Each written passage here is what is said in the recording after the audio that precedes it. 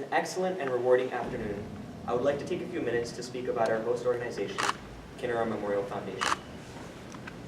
Back in 1995, my father, mother, and my brother Sarah used to live in North Brunswick. In October of 1995, our family friends Raj Uncle and Krishna Auntie moved into the apartment next door with their cute 2-month-old daughter, Kinnara. She was about 15 months younger than Sarah, and while I wasn't born at the time, I still hear about how my brother played with her every day. They celebrated Kinnara's first birthday on August 21st, 1996. Kinnara started to walk, and she even learned to say a few words. She was the center of attraction of her family and friends, and she was known to them by her pet name, Amalu. The family traveled to India when Kinnara was about 16 months old. Unfortunately, after just a few days in India, disaster struck. Kinnara stopped eating and became dull. Her usually lively behavior was gone, which would be terrifying for any parent. Seeing the cute little girl in such a state would have made anyone cry, and what was even worse was that her parents had no idea what was wrong with her. They consulted several doctors to try and identify the problem. Finally, after a countless number of tests, they identified the problem. Kinnara had a tumor in her brain. Doctors said it might be cancerous and that she needed immediate surgery. They flew back to the US and took her right to Columbia Presbyterian Hospital. 1 week after the surgery, they started chemotherapy treatment and continued the treatment for 5 days as part of the first dose.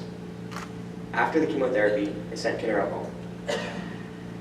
Sadly, after a few days at home, liquid started oozing out from the incision site from the surgery. So once again, they took Kinnara to the hospital.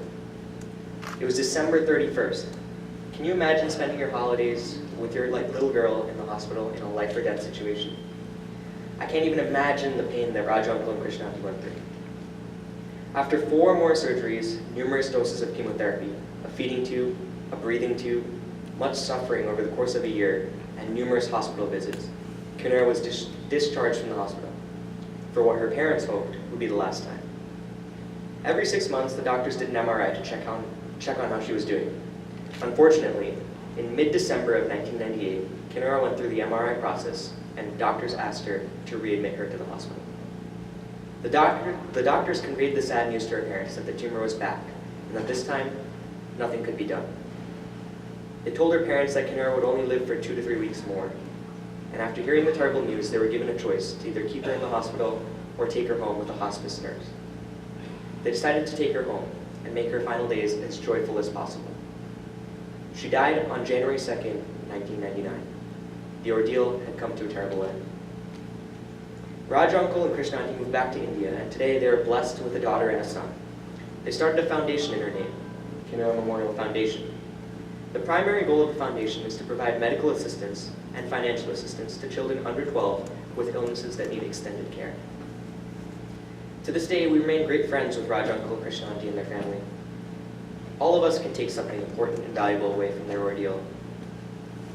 Life can be short, surprising, and unexpected, but we have to enjoy it, love it, and embrace it while we can. So to the youth, and even to the adults, I say, take the initiative while you can and be the change you want to see in the world. Don't delay. And with that, I ask all of you to make a donation in favor of Kinnara Memorial Foundation today. Anything and everything is appreciated and will go towards helping children in need. Thank you for your time.